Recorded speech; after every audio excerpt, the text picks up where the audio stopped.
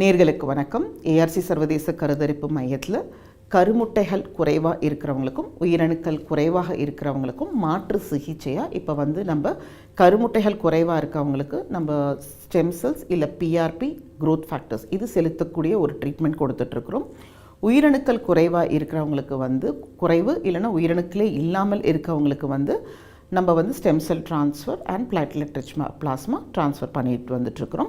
So இந்த சிகிச்சைகளுடைய வெற்றி வாய்ப்பு ஒவ்வொருத்தருடைய உடல்நிலை, அவங்களுக்கு ஏற்கனவே இருக்கக்கூடிய கருமுட்டைகள் உயிரணுக்களுடைய எண்ணிக்கை, அவங்களுடைய மரபணுக்கள் சம்மந்தப்பட்ட அளவுகள், அது இல்லாமல் அவங்களுடைய ஹார்மோன் லெவல், இதை வச்சு அவங்களுடைய ரிசல்ட் ஒவ்வொரு நபருக்கும் வேறுபட்டு வரும்.